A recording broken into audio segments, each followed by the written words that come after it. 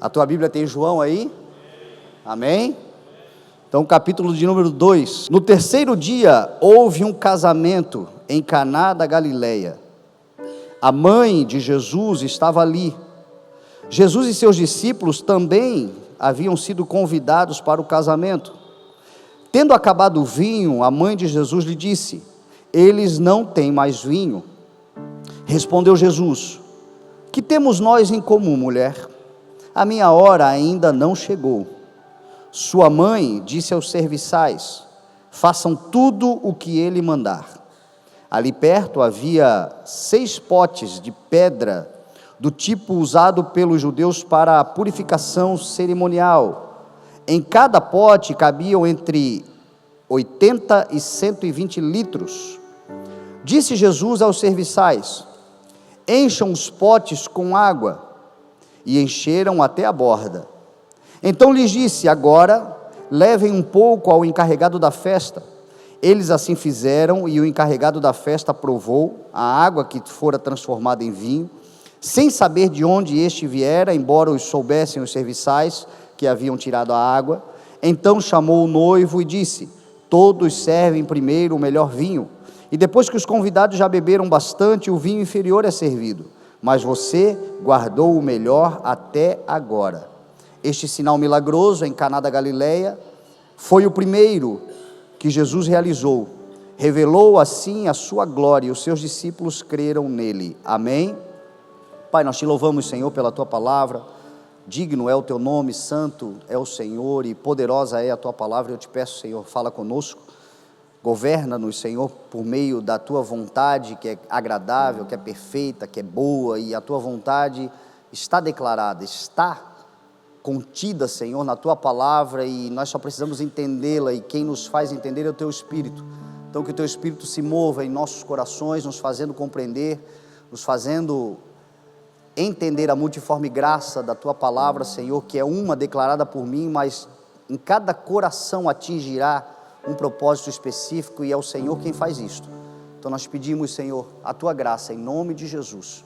Amém, graças a Deus. Amém.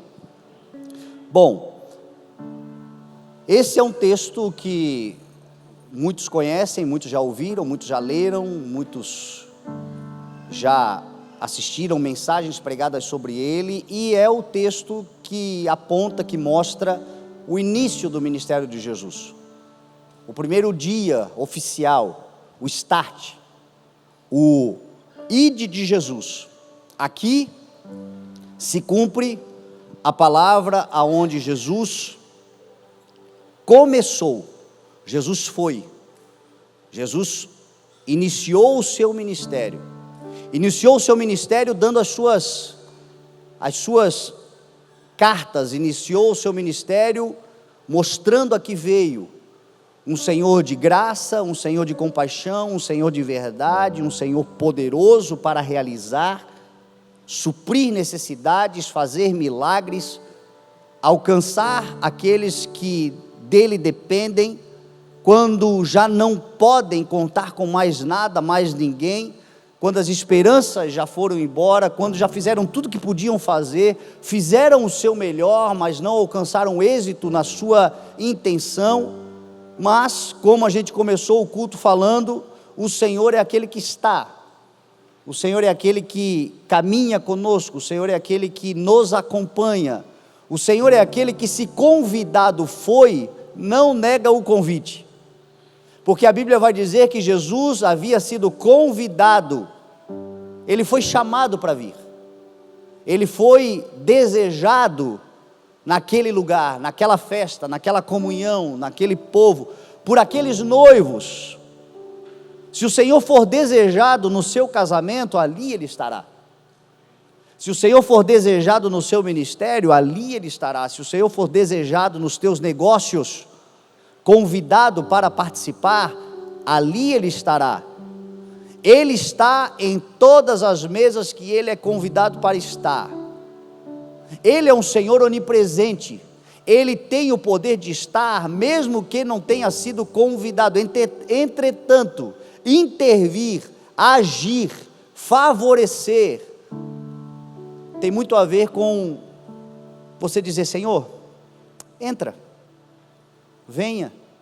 Jesus disse assim: eu estou à porta e eu bato, mas aquele que abrir, eu entrarei.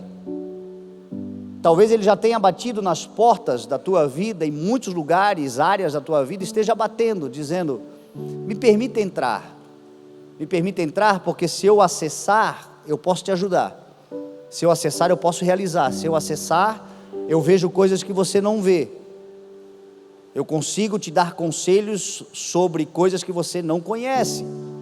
Agora, você precisa abrir. Se você abrir, eu entrarei, eu cearei com você, eu estarei na sua vida. Então hoje eu quero te convidar a fazer um convite. Convida Jesus para a tua vida, convida Jesus para a tua casa, convida Jesus para os teus negócios, convida Jesus para o teu dia a dia, convida Jesus.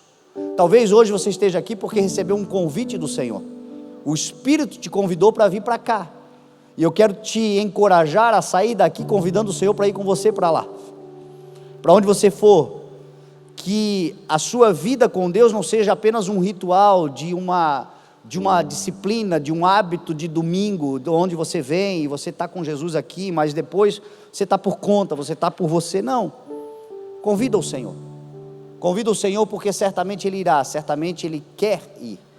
Esse texto mostra a hora de Jesus. Quando a hora chegou, Ele estava ali e Ele começou a realizar. E eu gostaria de trazer uma reflexão sobre isto, porque é nítido, é notável, é perceptível que nós estamos debaixo de uma palavra. Esta palavra é: envia-nos. Esta palavra é: Senhor, sopra-nos, nos leve, nos envie, vá conosco, mas nos diga para onde ir, esteja conosco, mas nos aponte a direção. E é notável, nós já estamos percebendo já nos primeiros dias do ano a força desta palavra sobre a igreja. Promessas que o Senhor nos fez já há muitos anos começam a se apresentar diante de nós, como Deus nos enviando. Amanhã eu terei uma reunião muito importante, juntamente com o Alelon, que é o nosso Ministério de Louvor, com uma pessoa que é muito importante no cenário da música brasileira e internacional, e há uma possibilidade, só por essa possibilidade, para nós já é graça de Deus, e Deus dizendo assim: eu estou olhando para vocês, quando vocês pensam que ninguém está olhando para vocês, vocês aí em Itajaí, vocês pensam que não estão sendo observados, mas existem pessoas minhas observando vocês, e eu, sobretudo, quando quiser fazer, ninguém poderá impedir, porque vocês são como candeias acesas numa cidade edificada sobre uma montanha. Quando o Senhor faz brilhar, todo mundo vê. Qual é a possibilidade que há de o Alelon ser indicado para um Grammy? Você tem noção do que é isso?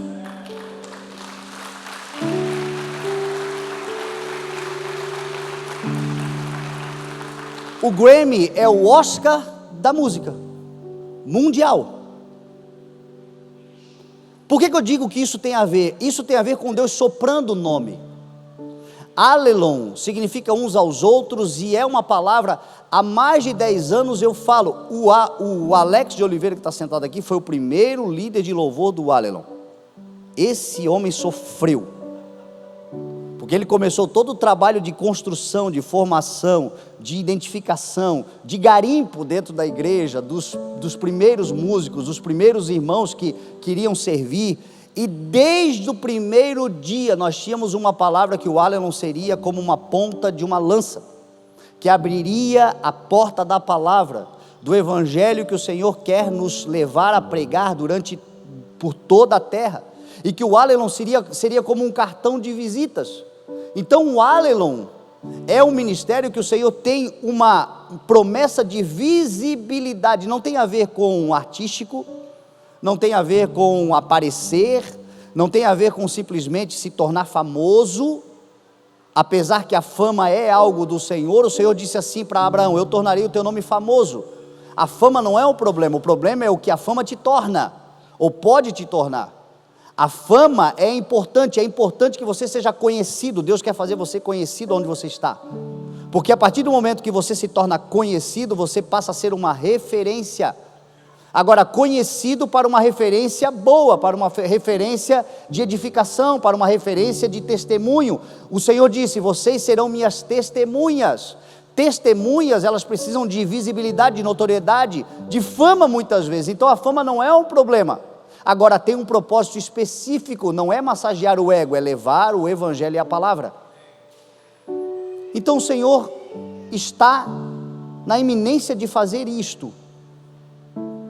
Só de ser lembrado já é um presente, já é Deus dizendo assim: ó, fiquem atentos, porque eu estou enviando vocês. Fiquem atentos. Tem uma oração que eu faço há mais de 10 anos, que é: Senhor, nos dá condições de ir. Nos dá condições. Eu me lembro quando a gente começou o ministério, nós íamos toda segunda-feira para Florianópolis, no culto lá de liderança, antes ainda da igreja ser constituída, e toda segunda-feira era um desafio, porque nós tínhamos mais gente do que condições, do que mobilidade, do que transporte. Então era, um irmão dava o carro, o outro dividia a gasolina, e aí o outro ia, alguém ficava de fora porque não tinha carro suficiente, e eu sempre orava ao Senhor: Senhor, nos dá uma van, nos dá uma van, Senhor, nos dá assim um meio de transporte que a gente consiga colocar todo mundo dentro. O ano passado a gente foi no aniversário da igreja de Montevidéu, inclusive está aqui pastor Eduardo, a Teca, a sua família, acabaram de chegar de Montevidéu, viajaram a noite inteira, chegaram aqui agora, vindo do Uruguai, vindo lá de Aceguá, na verdade, na fronteira, estão aqui conosco, vão passar uns dias de férias aqui conosco. E quantas vezes a gente foi para Aceguá, quantas vezes a gente desejou. Eu me lembro a primeira vez que a gente foi em Aceguá, eles estavam fazendo uma conferência, uma conferência de adoração e de louvor, e a minha vontade lá era de levar uma equipe já, de a gente pegar uma praça lá e fazer um evangelismo na rua. E o que nos faltava? Mobilidade. Esse ano, com a graça do Senhor, nós vamos ganhar uma van.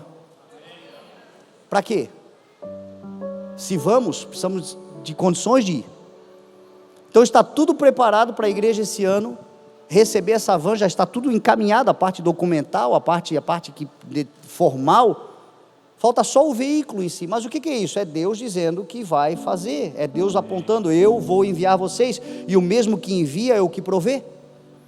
Nós estamos nessa dinâmica aqui do mezanino, da ampliação, porque se nós vamos para trazer muita gente, nós vamos para encontrar muita gente, nós vamos para buscar muita gente. A igreja já está pequena na sua estrutura para comportar os membros que nós já temos e aqueles que chegarão. Então, com a graça do Senhor, nós vamos ampliar essa igreja com o mezanino, com as salas que a gente precisa fazer, enfim, a infraestrutura que é necessária. E o Senhor está capacitando, o Senhor está prosperando, o Senhor está colocando no coração das pessoas o desejo de participar. Tem gente orando ao Senhor dizendo: Senhor, me abençoa porque eu quero participar dessas coisas. E o Senhor está abençoando e estão participando, e a gente está levantando um montante e a gente vai realizar em nome de Jesus. Por quê? Porque temos uma palavra de envia-nos. Esta palavra é sobre a sua vida também. Tem coisas que o Senhor vai fazer com você, o Senhor vai te enviar, mas para ir, meu irmão, custa.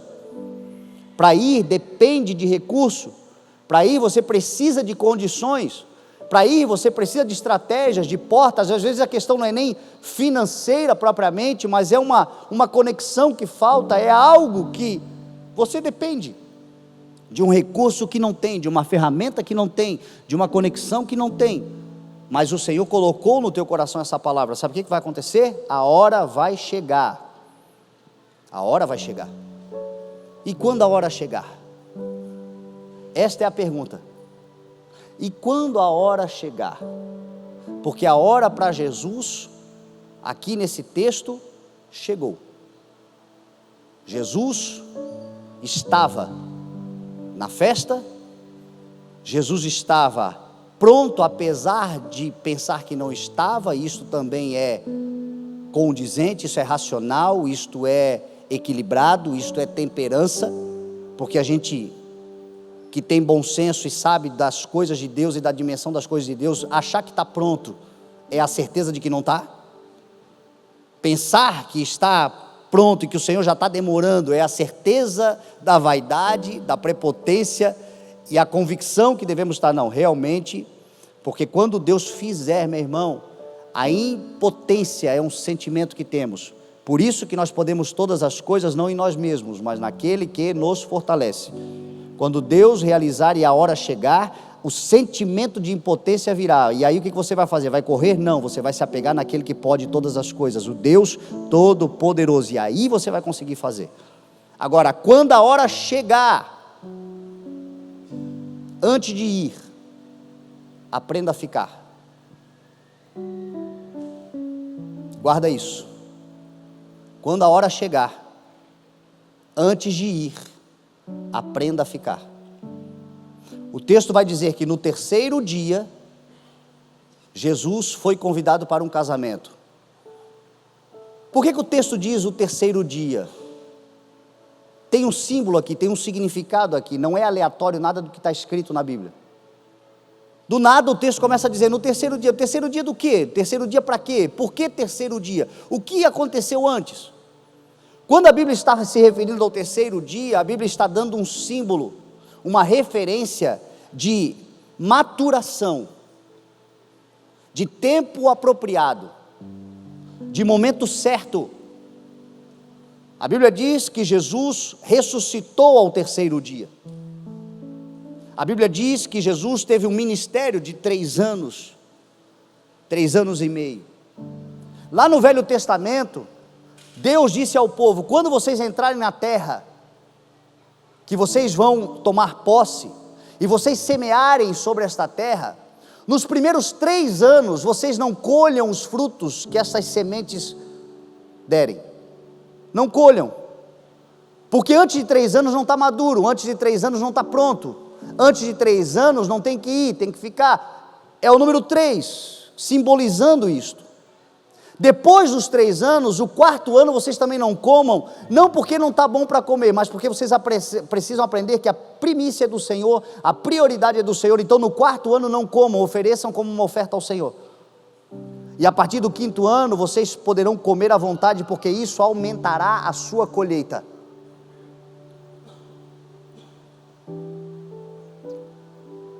Existem coisas na sua vida,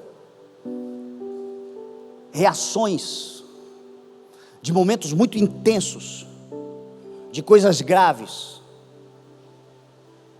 talvez de situações de muito desacordo,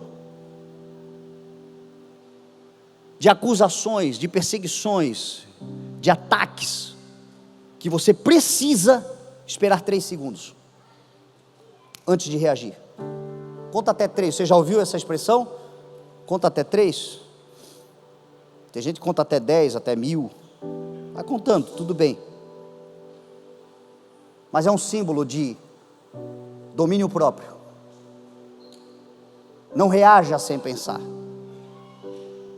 não reaja na força, ou na mesma proporção da ação. Existe uma lei da física, da ação e da reação, que a reação é igual proporção da ação. Se você dá um soco na parede, a parede te devolve esta potência que você colocar no soco, na mesma reação para sua mão, por isso que dói, quanto mais forte mais vai doer.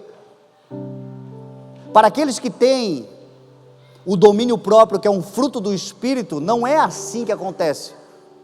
A Bíblia diz que em muitos momentos, Jesus respirava profundamente, nos momentos de raiva, nos momentos de angústia, nos momentos de dificuldade, nos momentos que ele podia fazer descer fogo dos céus, como disse João e Tiago, quando eles foram expulsos de uma cidade, impedidos de entrar numa cidade, João e Tiago disseram assim: queres que façamos descer fogo dos céus? Jesus disse assim: vocês precisam entender de que espírito vocês são, eu não vim para destruir ninguém, eu vim para salvar. Mas para Jesus fazer isso, para Jesus dizer isso, muitas vezes Jesus dava aquela respirada profunda de 3 segundos. Dessa vez passa. E você precisa fazer isso também. Existem conversas que você precisa esperar 3 horas. Sabe? Aquela conversa atravessada com a esposa, com o marido, com os filhos.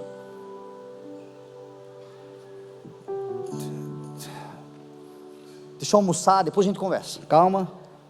Depois do almoço, à tarde eu te ligo, vamos tomar um café da tarde. Agora não, calma. 3 horas vai ser suficiente para apaziguar, para você não falar coisas que vai se arrepender depois. Calma. Existem decisões que você precisa esperar 3 dias, ou quem sabe até 3 meses.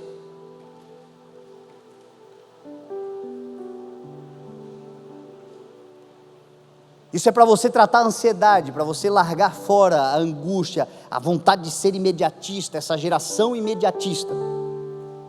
Tem coisas que precisam maturar, e talvez 3 dias, me dá 3 dias para pensar, calma, dependendo do tamanho do negócio, e da proporção que isso pode causar para o futuro, talvez até mesmo 3 meses, assim não aconteceu, eu preciso resolver, porque talvez é uma grande oportunidade. Deus não está na ansiedade. Se você está muito ansioso, muito ansiosa, se estão te pressionando demais, já é um indicativo de que Deus não está nesse negócio. E hoje muitas coisas são feitas assim, você sabia? Um vendedor que te pressiona, não deixa você pensar. E as técnicas de vendas muitas vezes são assim, não deixa pensar, porque se pensar não fecha. É porque não era para fechar mesmo. Porque coisas bem resolvidas, negócios bem fechados, coisas que vão de fato trazer diferença para as nossas vidas, tem um tempo de maturação. Calma aí, deixa eu pensar. Daqui 3 dias eu te ligo. Deixa eu conversar, deixa eu orar, deixa eu falar com a minha família, deixa eu ver com quem importa, deixa eu pegar um bom conselho. Calma. Daqui 3 dias eu te ligo. Não é assim?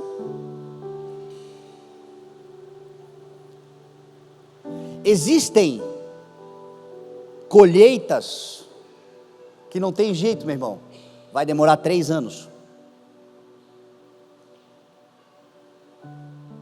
Tem coisas que você só vai colher daqui 3 anos, se você semear hoje. Porque talvez você só não colheu ainda, e já se passaram mais de 3 anos, e 4, e 5, e 6, mas a semente está na sementeira. Semente na sementeira não produz fruto.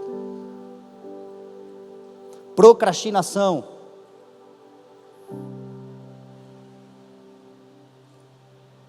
atraso, demora para realizar mais do que deveria, tem a palavra, tem tudo para fazer, tem a missão do Senhor, sabe que o tempo, meu irmão, 3 anos vai passar para todo mundo. Daqui 3 anos, o mesmo tempo que passou para você, passou para mim, passou para muita gente, só que daqui 3 anos terão pessoas colhendo frutos, e alguns ainda pensando se vão fazer ou se não vão. 3 dias, 3 meses, ok, pensar bem antes de fazer, ok, mas quanto tempo você está esperando? Talvez fazendo prova com Deus. Deus já te provou várias vezes que é com você, que é nesse negócio, mas você não avança. Então tem hora, meu irmão, que tem que tomar uma decisão. Lá em casa, eu sou das 3 horas, a Elisa é dos 3 dias. Eu sou mais rápido para tomar decisão. Eu tenho que cuidar com a impulsividade. É um defeito meu, pode ser um defeito. E ela tem que cuidar com a procrastinação, então a gente fica procurando o equilíbrio. Tem hora que ela me freia, porque realmente eu estou emocionado. Mas tem hora que eu também puxo ela, aí deu, agora vamos tomar porque 2 sempre é melhor do que 1. Então a gente procura esse equilíbrio. Ora ela me freia, ora eu puxo ela para... Mas tem coisas que você tem que semear, meu irmão. E você vai colher daqui 3 anos.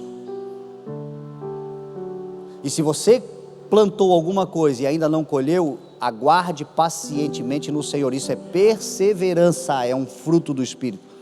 Porque no tempo próprio você vai colher, se você não desistir. Tem colheitas que alguns estão colhendo, que não semearam para colher, porque passaram e viram a terra frondosa, frutífera e não tem dono. Por que não tem dono? Porque alguém semeou e desistiu. Jesus disse assim: eu enviei vocês para vocês colherem o que vocês não semearam.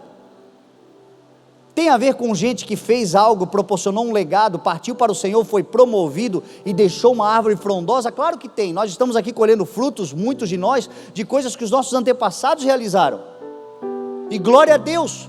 Mas também tem casos onde a colheita só não veio porque quem semeou está vivo, mas não está mais presente. O caso do Alan mesmo, quantos já passaram? E que receberam a palavra, e que podiam estar aqui agora, tem competência para colher, tem capacidade, podiam estar juntos, mas não estão. Por quê? Porque desistem. Uma hora a colheita vem, e a palavra do Senhor diz para você, de Deus não se zomba, tudo aquilo que o homem semear, certamente ele colherá. E não nos cansemos de fazer o bem, pois no tempo próprio colheremos, se tem um se, não desistirmos. Se você semeou, fica perseverante, permaneça, persista, porque daqui a pouco a hora vai chegar, e quando a hora chegar, você estará pronto. Existem expertises na vida que não tem jeito, meu irmão, levarão 30 anos. Por isso a importância dos conselhos dos mais velhos, por isso a importância de honrar quem chegou primeiro. Por isso que a palavra fala assim, ó, ei jovem, honra o teu pai e a tua mãe, atribua valor, dê ouvidos, presta atenção, para que tudo te vá bem e tenhas vida longa sobre a terra. Tem coisas, meu irmão, que só quem tem 30 anos de experiência para de fato dizer, não, realmente, os meus conselheiros ministeriais têm mais de 30 anos de ministério, os meus conselheiros matrimoniais têm mais de 30 anos de casamento, porque gente, meu irmão, que está em lugares assim que eu não cheguei ainda, que tem uma experiência que nós não temos ainda. O nosso professor de teologia da igreja, o bispo Bartolomeu, tem mais de 50 anos de ministério, no ensino. Aí tem gente que diz, não, eu não vou porque, não sei, eu não gosto muito bem assim do estilo. Está perdendo, meu irmão, pérolas, porque tem expertises, que você só vai aprender de gente que tem 30 anos, e você só vai estar pronto mesmo daqui 30 anos.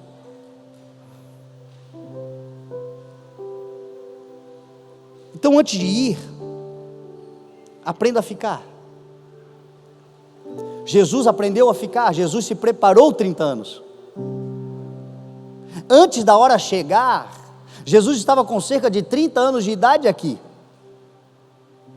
Mas ele por 30 anos investiu a sua vida no desenvolvimento, para servir durante 3 anos e meio, para entregar tudo que podia, na intensidade que podia, na força que Deus havia lhe concedido, na unção que ele carregava. Em 3 anos ele foi capaz de mudar a história da humanidade, entre antes e depois dele. Se preparou 30. Às vezes o tempo do preparo é longo mesmo, as coisas demoram na nossa ideia de acontecer, mas quando acontecerem, meu irmão, será numa intensidade que você vai se surpreender todos os dias, porque Deus é fiel sobre a sua vida, em nome de Jesus. Mas antes de ir, aprenda a ficar, Deus, eu quero ir, mas tu quer ir por quê? Porque está querendo fugir? Tem gente que quer ir, mas quer ir porque quer fugir. Você não tem que ir porque você quer fugir, você tem que ir porque você gosta tanto de ficar, que quando encontrar alguém vai trazer para cá também. Essa é a vontade do Senhor.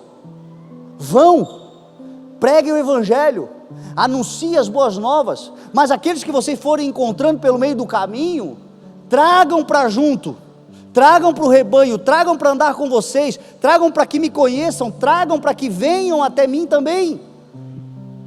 E tem gente que quer ir para fugir de alguma coisa, fugir de alguém, fugir de si mesmo.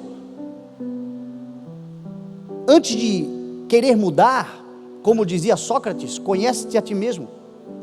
Quer mudar, mas quer mudar por quê? Que se não se conhece. Quer fugir de quem é? Você sabia que Deus te criou com características próprias? É isso a identidade. O que é uma identidade? Identidade é um conjunto de características que torna você um indivíduo. A sua identidade é quem você é, diferente de todos. E isto não é debilidade, isso é virtude.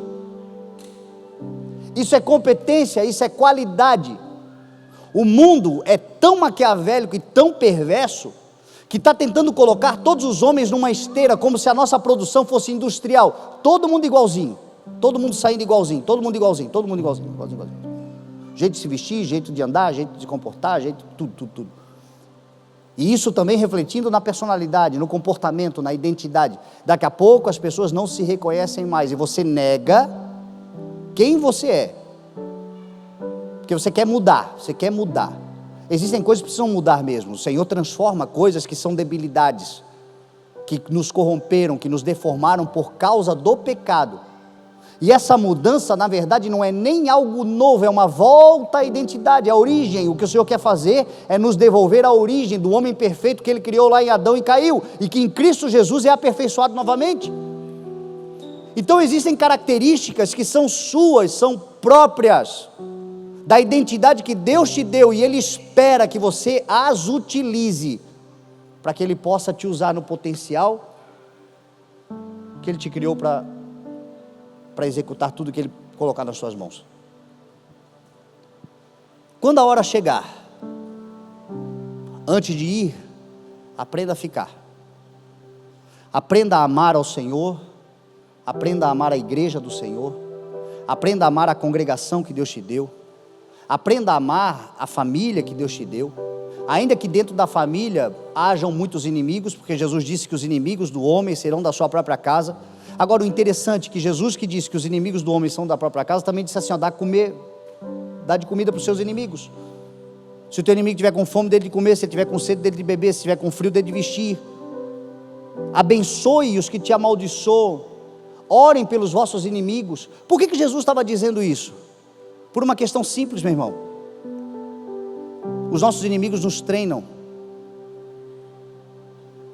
para que a gente possa enfrentar de fato a verdadeira inimizade que temos. A nossa luta não é contra a carne, nem contra humanos, nem contra seres humanos, nem contra sangue, é contra principados e potestades. Os nossos inimigos nos treinam, os nossos adversários nos treinam, para que a gente possa chegar aonde o Senhor quer que nós cheguemos. Por isso que eles são uma bênção na nossa vida e não uma maldição. São uma bênção. E a gente tem que aprender a lidar com tudo isso antes da hora chegar. Aprenda a ficar. Antes da hora chegar, não permita, guarde isto, que as mágoas que você sofreu te tornem uma pessoa amargurada.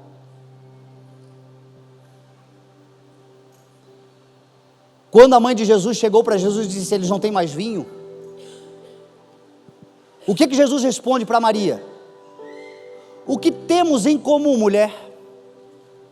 Jesus não estava falando dele com ela, Jesus estava falando dele e ela em relação a eles. Esse casamento ocorreu em Caná da Galileia. Caná da Galileia fica numa distância de menos de 10 quilômetros de Nazaré, a cidade onde Jesus foi criado. Jesus foi convidado para esse casamento e Maria foi convidada para esse casamento, porque eram vilarejos vizinhos de gente que se conhecia. Quando você é convidado para um casamento, por que você foi convidado para um casamento? Jesus era tão íntimo daquela família, era tão conhecido por aquela família, que aquela família convidou Jesus e os discípulos. Jesus não estava nem começando, o ministério de Jesus não havia nem começado ainda, Jesus estava ainda andando, procurando os primeiros discípulos. Os caras não eram conhecidos, mas Jesus era tão íntimo que provavelmente eles disseram assim, pode vir, traz os teus amigos também, vem. É aquele tipo de relacionamento que você tem tão íntimo com a pessoa, que ela traz os teus também, que os teus são meus. Não é isso? Foi o que Jesus estava passando ali. Só que havia algo muito intenso ali.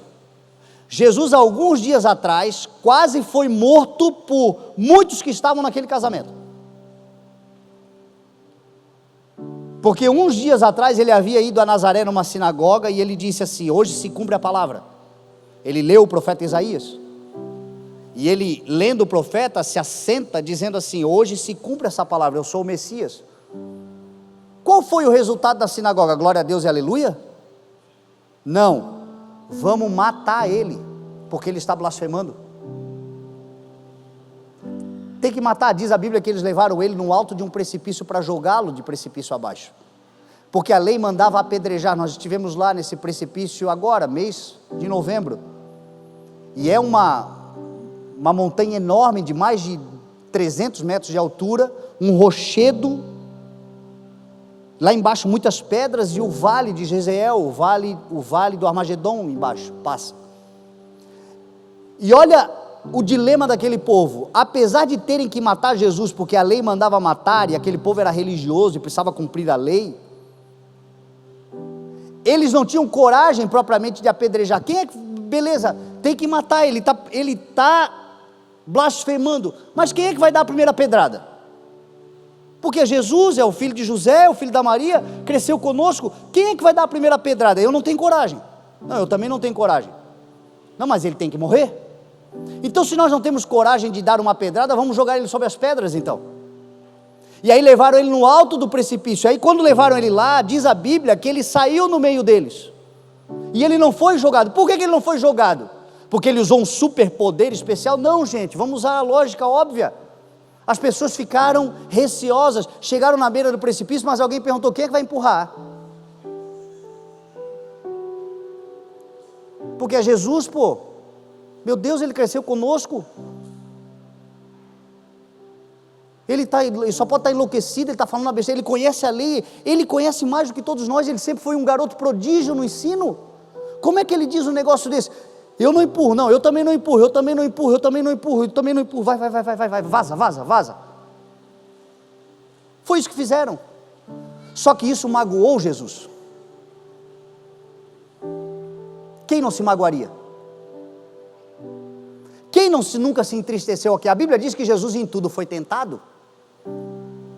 Jesus sentiu os nossos sentimentos, Jesus sofreu as nossas dores. O livro de Isaías vai dizer que ele era um homem experimentado em dores e no sofrimento, rejeitado, ao qual os homens escondiam dele o seu rosto e não tinham nele estima alguma. Você sabe o que foi isso? Rejeição. Não existe complexo pior para um ser humano do que o complexo de rejeição.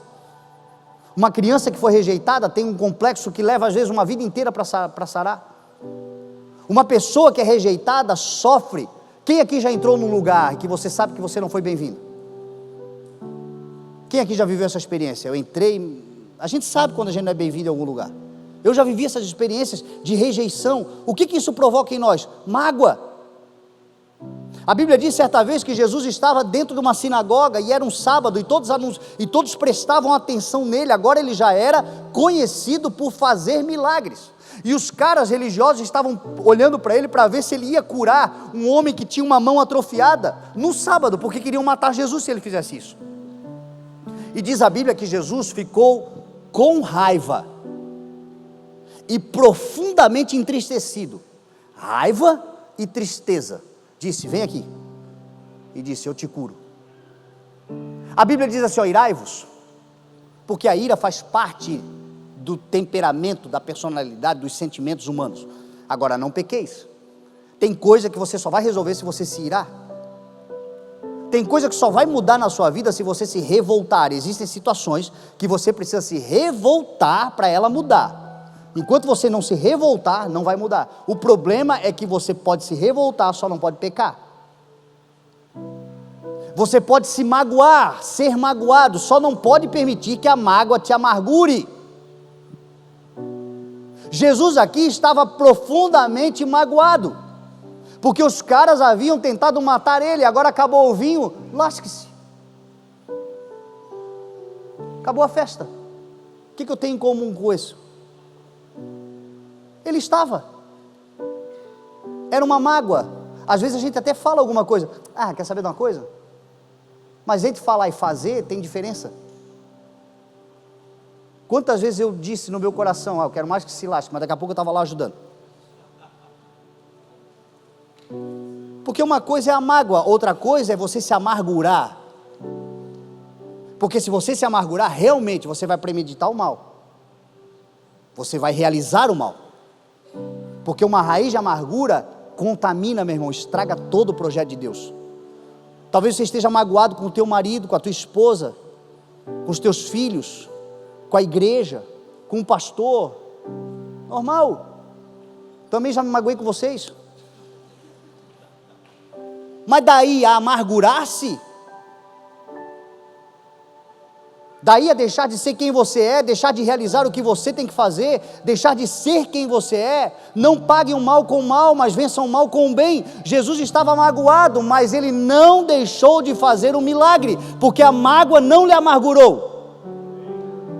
Quando a hora chegar, não permita que as mágoas, que as feridas, que as dores, que as rejeições, que o sofrimento, que tudo aquilo que fizeram contra você, te torne agora alguém vingativo, ditador, porque Deus vai colocar muito poder na tua mão, só que o poder na tua mão não é para você destruir pessoas, é para você mudar a história de pessoas, é para fazer como José, que quando chegou lá no Egito e os irmãos dele viram ele, pensaram agora ele nos mata, e ele disse, não se preocupem, foi Deus quem fez com que eu vivesse tudo isso, para que eu pudesse agora ser uma fonte de bênçãos para a vida de vocês. Tem gente que te jogou no poço, e quando você estiver no trono, você vai tirar eles do poço que eles caíram. Porque você não vai permitir, quando a hora chegar, que as mágoas te amargurem. Quando a hora chegar,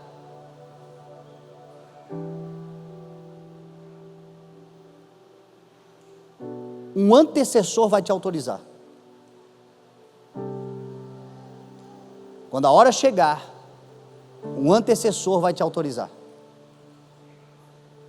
Até aquele momento, Jesus era conhecido como o filho da Maria. Daquele momento em diante, Maria seria conhecida como a mãe de Jesus. Porque até aquele momento, quem tinha autoridade, quem era conhecida, quem era proeminente, quem tinha reconhecimento das pessoas, quem tinha legitimidade, era Maria. Tanto é que é Maria quem vai falar com os serviçais, façam tudo o que ele ordenar. Quando a hora chegar, Deus vai tocar no coração de alguém que chegou antes de você, e esse alguém vai te validar perante todos. Quando a hora chegar, Deus vai permitir que alguém que já está aonde Ele vai te colocar também, diga para você, pode vir, e diga aos outros, ouçam-no, ouça-na, porque ela tem o que dizer. Tem gente que acha que para sua hora chegar precisa derrubar quem chegou em algum lugar. Deixa eu dar uma rasteira aqui no meu patrão, deixa eu dar uma rasteira aqui no gerente da minha firma, deixa eu dar uma rasteira aqui no meu encarregado, deixa eu dar uma rasteira porque eu vou chegar no lugar dele. Se ele sair, eu chego. Até chega, mas alguém vai te derrubar também. Isso é um fato. Como diz a Bíblia, você vai enganando e sendo enganado. Você vai derrubar um aqui e alguém vai te dar uma rasteira ali, e assim você vai vivendo. E acha que a vida é isso, é a lei do mais forte, é matar quem eu puder para que não me matem. O reino de Deus não é assim. O reino de Deus tem um pedaço de terra para todo mundo ser frondoso e frutífero. No reino de Deus, a bênção do Senhor te enriquece e com ela Ele não acrescenta dores. No reino de Deus existe um lugar preparado para você, e que o Senhor vai te colocar exatamente nesse lugar, e você não precisa derrubar ninguém para chegar lá. Quando a hora chegar, alguém vai te autorizar. Quando a hora chegar, alguém vai dizer assim, podem ouvir. Eu me lembro quando o Senhor me falou no coração no dia 31 de dezembro de 2012, nós estávamos na casa do Fabiano, e naquele dia, naquele apartamento, na virada do ano, na ceia, eu tinha passado o dia todo dentro do quarto orando, estudando, praia, todo mundo na praia, nós estávamos em Itapema, e o pessoal foi para a praia, estava até meio chateado comigo, porque eu fiquei estudando, não tinha propósito, eu não ia pregar, não ia fazer nada, eu estava só ali, mas assim, alguma coisa me mandava ir para dentro do quarto, e eu disse, olha, eu preciso ficar aqui, e eu fiquei, e eles foram curtir. Quando chegou a hora da ceia, eu saí do quarto, e quando eu saí do quarto, eu disse assim, olha, Deus falou comigo, esse ano começa a igreja, aqui começa a igreja, o Senhor vai nos levantar, o Senhor vai fazer, não sei como, não sei de que jeito, mas a hora chegou. Nós estamos há 3 anos sendo preparados, a hora chegou. E eu disse isso a eles, e me calei. No dia 14, 15 de janeiro, mais ou menos, 15 ou 20 dias depois, eu recebo uma ligação do meu pastor, dizendo assim, ó, vem aqui para o sítio. Isso era 3 horas da manhã. ele mandou uma mensagem. Nós estávamos lá em casa agora, todo mundo de novo reunido, nós estávamos lá em casa, era no final de semana. Ele ligou, vem para cá porque eu tive um sonho, Deus falou comigo, eu preciso falar com você, vem aqui. Olhei para o Fabiano estava, vamos embora. A gente saiu 3 horas da manhã, fomos a Anitápolis, chegamos lá 7h30 da manhã. Quando nós chegamos lá, ele disse assim para mim, Deus falou comigo, chegou a hora de vocês começarem. Deus já tinha falado, mas quem se auto-envia se destrói. Na igreja de Antioquia, em Atos capítulo 13, havia pastores, mestres e profetas, e diz a palavra que eles oravam e jejuavam, e de repente o Espírito Santo disse assim, separem-me Barnabé e Paulo para a missão que eu tenho para eles. Estava Barnabé e estava Paulo ali. Paulo já tinha visto Jesus lá, da queda, Paulo já estava sendo preparado há muitos anos, mas Paulo não se auto-enviou. Deus levantou profetas e mestres naquele dia, e diz a Bíblia que depois de jejuarem e orarem, puseram-lhes as mãos e os enviaram, então eles foram protegidos, porque sempre Deus vai preparar alguém que chegou antes de você, para trazer para você, para o lugar que você tem que estar. É assim que Deus trabalha. Por isso tenha paciência, tenha calma, aproveite esse momento, espere, porque o Senhor vai te chamar quando a hora chegar. Quando a hora chegar, esteja pronto, esteja pronta e esteja capacitado, porque o nível da tua capacidade será o limite de Deus. Guarda isso. O nível da tua capacidade, enquanto a hora não chegar, aproveite para treinar, para se desenvolver, para ficar preparado, para buscar expandir-se, porque diz a Bíblia ali que haviam 6 talhas. A talha ali é o símbolo do homem. Dentro daquelas talhas cabiam entre 80 e 120 litros de água. Todas elas não eram uniformes. Tinha talhas maiores, talhas menores, talhas que recebiam entre 80 e 120 litros de água. E a Bíblia diz que Jesus mandou enchê-las até a borda, cada uma conforme a sua capacidade. Na parábola dos talentos, diz a Bíblia que Jesus, contando que o Senhor deu a um 5 talentos, ao outro 2, e ao outro 1 talento. E aí diz o texto assim, conforme a sua capacidade. 1 talento de ouro nos dias de Jesus, só para título de informação, pesava cerca de 34 quilos de ouro. 1 talento era o salário de 20 anos de um trabalhador. 1 talento. Só para você fazer um título de comparação hoje, 1 talento na medida de hoje, no preço do ouro de hoje, 1 talento vale 18 milhões de reais. 5 talentos valem 90 milhões de reais. O que isso significa? Que não importa o que Deus faça, ainda que seja pouco aos olhos de muitos, tem muito valor. Qualquer coisa que Deus faça sobre a sua vida é valioso. É valioso. Agora, a uns, Deus pode agregar ainda mais valor. E isso depende da capacidade que o indivíduo tem. E a capacidade tem a ver com o tempo que você dedica de preparação, para quando chegar a hora, a limitação de Deus ser aquilo que você desenvolveu-se para ser. Jesus olhou para Pedro e disse assim, eu vou te dar as chaves do reino. O que você abrir, aberto está. O que você fechar, fechado estará. Agora, o texto mostra Jesus dando a chave do reino para Pedro, mas foi o único que recebeu as chaves do reino? Você tem chaves do reino nas mãos. Eu tenho chaves que Deus me concedeu para abrir e fechar determinados lugares. Todos nós recebemos chaves do reino. E a pergunta é, quem foi que abriu mais porta, Pedro ou Paulo? Foi Paulo. Por quê? Por causa da capacidade que Paulo tinha, por causa do tempo que ele destinou e que ele dedicou-se a se preparar. Pega o Alenon de novo, só como a título de testemunho e reflexão. Nós estamos há 10 anos falando. Nesses 10 anos, alguns foram estudar, foram se preparar. Quem é que vai estar agora lá? Porque não é uma brincadeira, não é uma coisa de quem é que vai estar, quem tem a competência, quem tem a capacidade, quem tem, todos participarão de alguma forma, sim, porque Deus é valioso, mas tem gente que poderia participar mais, só não participou, ou não participará porque não dedicou-se, foi chamado, estuda, se prepara, esteja pronto, esteja atento, não dedicou-se. Quando a hora chegou, o que coube, coube, o que não coube, não cabe. Então, deixa eu dizer uma coisa para você, se a tua hora não chegou ainda, aproveita para treinar, aproveita para se desenvolver, aproveita para acreditar, aproveita para investir, talvez seja um talento, seja um negócio, seja uma profissão, seja uma promessa, seja um concurso, seja algo que Deus está colocando na tua vida, para você ir a algum lugar, meu irmão, aproveita que a hora não chegou e se prepare, porque quando ela chegar, o Senhor vai derramar até a borda, vai encher. Então se expanda, avance, cresça. Eu gostaria de te convidar para orar nessa manhã, acho que até passei do horário, e entenda que hoje é como se fosse uma festa de casamento,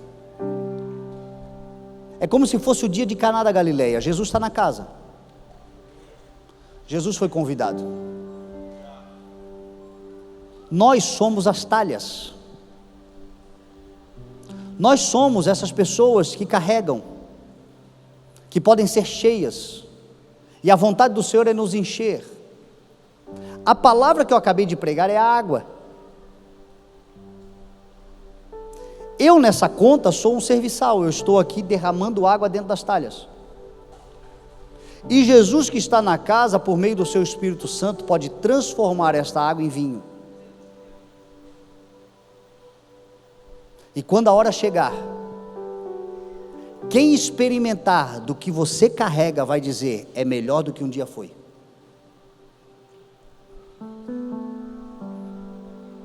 Quando a hora chegar, quem beber da água que você carrega vai dizer, é vinho,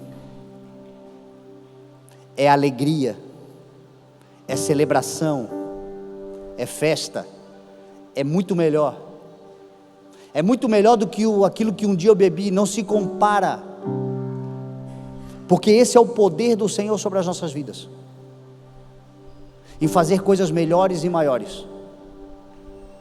Talvez você diga, eu já até carrego algum vinho, hoje é dia de vinho novo sobre a sua vida, hoje é dia de um novo tempo sobre a sua vida, e quem é que faz isso? O Senhor, por meio do quê? Da sua palavra.